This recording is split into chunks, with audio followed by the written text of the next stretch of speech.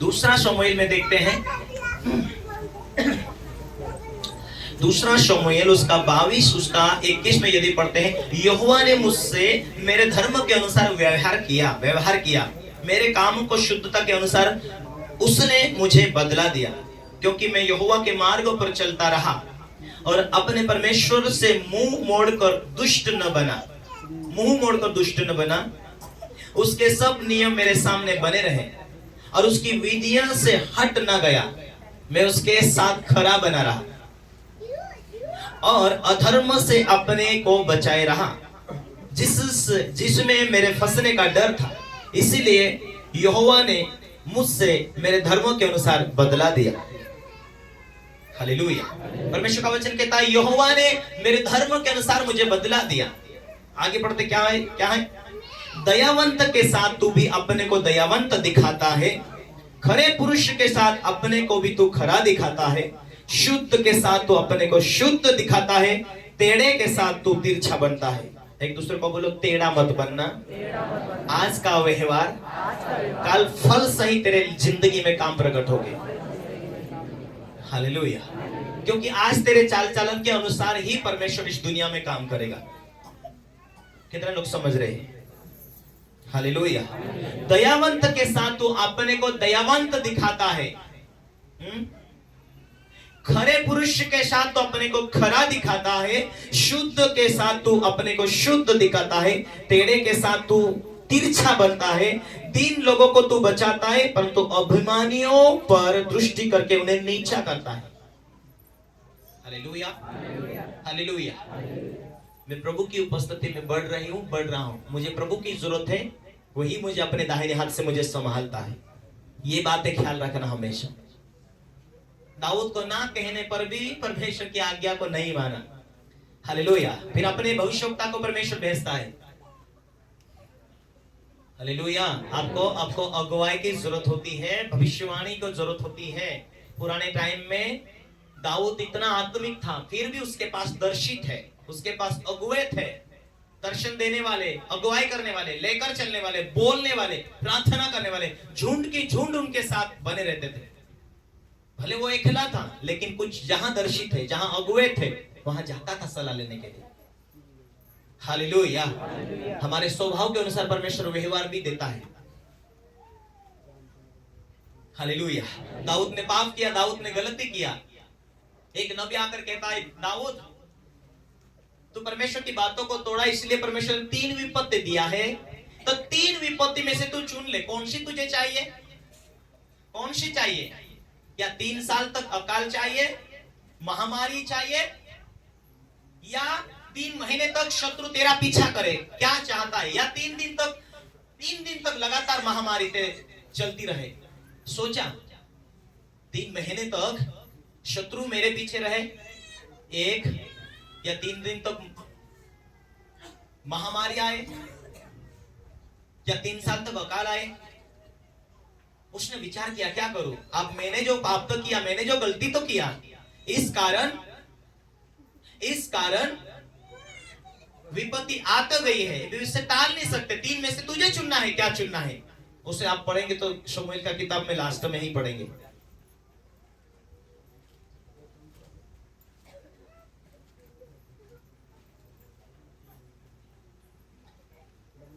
Hallelujah. 24 दूसरा शमूएल 24 उसका यदि आप पढ़ेंगे 11 से, गाद नामक नबी के पास दाऊद का दर्शी था, पहुंचा, जाकर दाऊद से कहा, यहोवा यह कहता है, मैं तुझे 3 विपत्तियां दिखाता हूं, उनमें से एक को चुन ले कि मैं तुझ पर डालूं।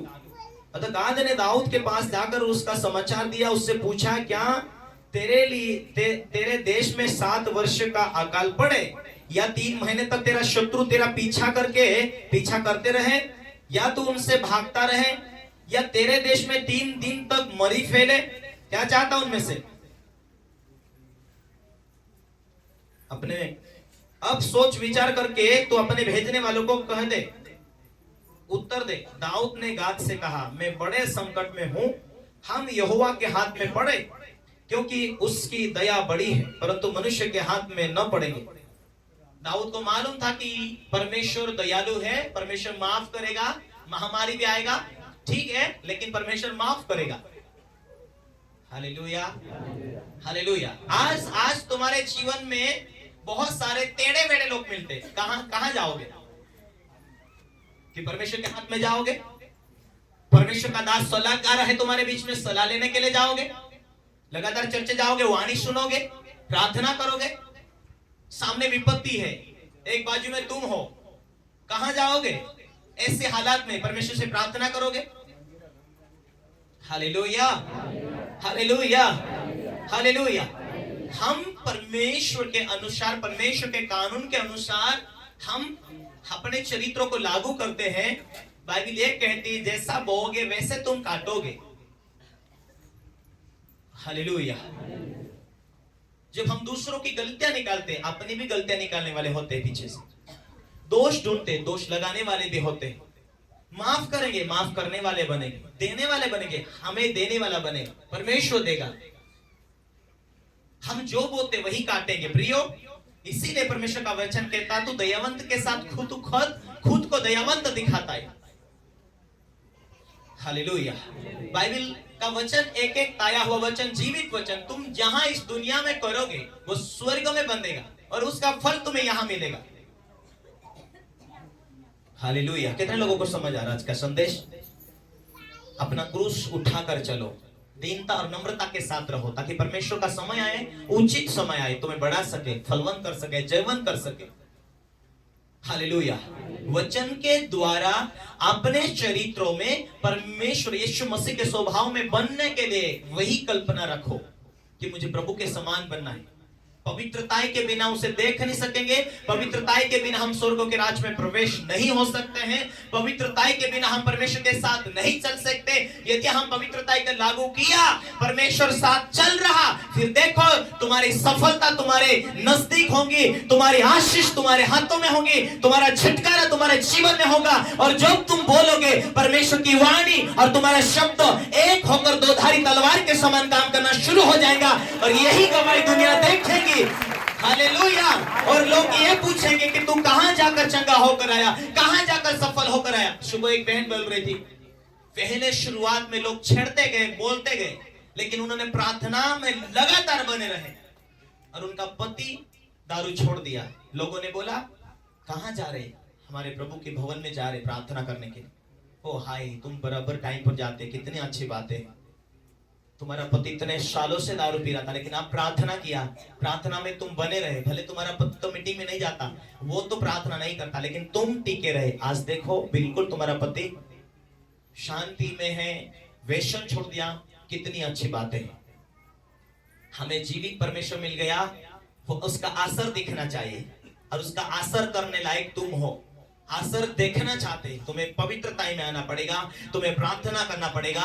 परमेश्वर को लेकर मैं चल रहा हूं, तुम्हें लगना होगा, तुम्हें ऐसा महसूस होना चाहिए कि परमेश्वर की आत्मा मेरे साथ में है। हालेलुया, आमीन, हालेलुया।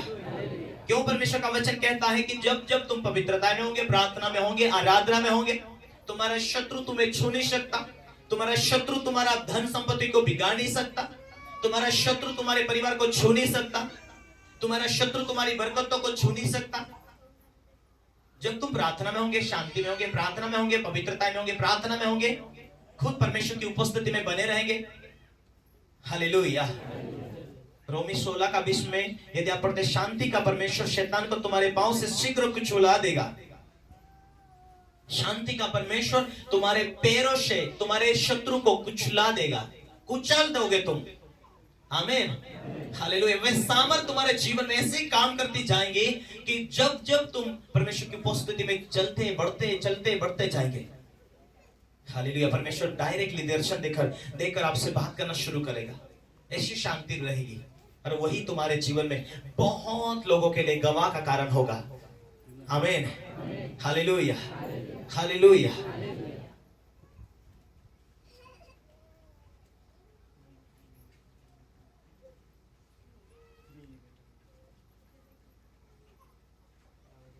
हालेलुया।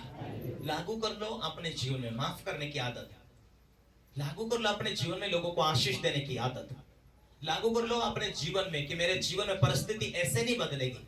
कभी कभी आपकी प्रार्थना जो बदल नहीं सकती, आपके जीवन में आप दूसरों, आपसे भी गरीब लोगों को मदद करने की आदत डाल लो कि परमेश्वर, मुझे परमेश्वर का वचन कहता है इस रीति से तेरे लिए मार्ग खोलेंगे। पति पत्नी एकताएं हो जाओ, प्रार्थना करो, सोच विचार करके कि चलो क्या करना है ये साल, परमेश्वर की आज्ञा किस रीति से पूरी करें, हम परमेश्वर की इच्छा, परमेश्वर की मनसा को हम किस रीति से कार्य करें।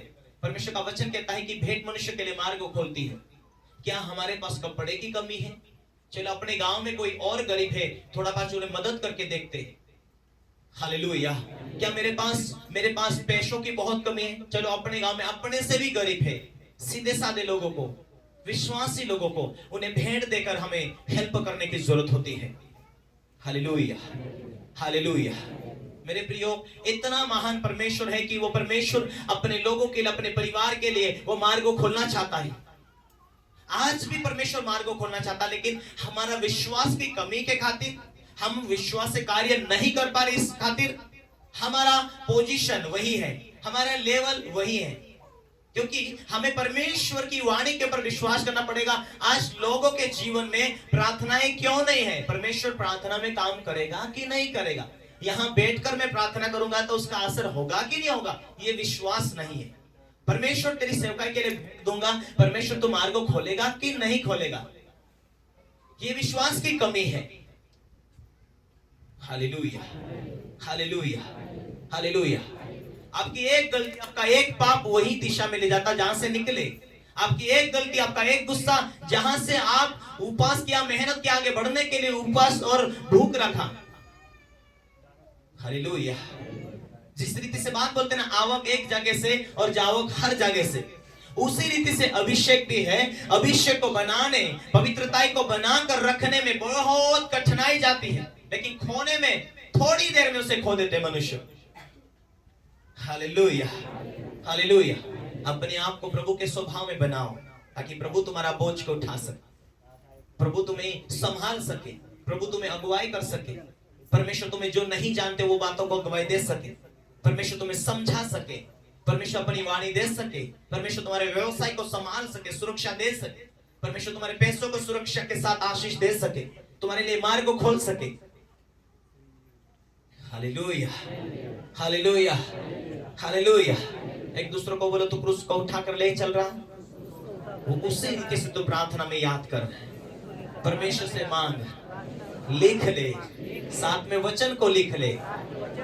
1 महीना, 2 महीना, 3 महीना तक रेगुलर तूने निभा लिया, प्रार्थना में, पवित्रता में, परमेश्वर की उपस्थिति में, उसका रिजल्ट तेरे सामने होगा। तारीफ करो, हालेलुया, तारीफ हो जाएगा, परमेश्वर को महिमा दो। आयो, हालेलुया, आमीन, हालेलुया। दाऊद के जीवन में यही प्रार्थना थी। एक दूसरी बातें हैं कि उसको कोई परिवार प्रेम नहीं करता था, इसीलिए पहाड़ों में वो बकरी भेड़ चराता था। उसकी आदत पड़ी थी आराधना करने की, उसकी आदत पड़ गई पवित्रता प्रार्थना, पवित्रता प्रार्थना। वो उस आत्मिक गहराई में आगे बढ़ गया तो प्रार्थना भी कर रह नहीं पाया। जब जब आपकी गहराई कमजोर होगी तो आप थोड़ी प्रार्थना में ही आप तृप्त हो जाएंगे, लेकिन आपकी भूख ज्यादा बढ़ती जाएगी, अधिक। एक बात ध्यान रखना, जब तक परमेश्वर की आत्मा आपको अपनी ओर सिमट ना ले, अपनी ओर खींच ना ले, तब तक आप ज्यादा देर आराधना नहीं कर पाओगे, ज्यादा देर प्रार्थना नहीं कर पाओगे। जब परमेश्वर की आत्मा के द्वारा आप आराधना करोगे, प्रार्थना करोगे, आप घंटे घंटे आप प्रार्थना कर पाओगे, आराधना कर पाओगे। जब आप परमेश्वर की आत्मा के द्वारा आराधना कर पाओगे, लोगों के जीवन को छुएगा, लोगों के हृदय को छुएगा वही आराधना। हालेलुया। और भूख रखेंगे और चाह रखेंगे, लेकिन लोग वहां तक नहीं पहुंच रहे। आराधना में, स्तुति में, महिमा में जब आप इन भरपूरी में पहुंच जाओगे, ये पवित्रता भी लागू हो जाएगी, प्रार्थना भी लागू हो जाएगी, दर्शन लागू हो जाएंगे, परमेश्वर का जो भी वाणी है वो भी लागू हो जाएंगे। जब आप देखकर तीर मारने वाले बनोगे, आपके कभी खाली नहीं जाओगे, आप सक्सेस और सफल होकर चर्च में गवाही देंगे, यहाँ पुलपिट पर आकर। लेकिन वहां तक पहुंच नहीं रहे लोग। प्रार्थना की कमियां हैं, आराधना की कमियां हैं, पवित्रता की कमियां हैं।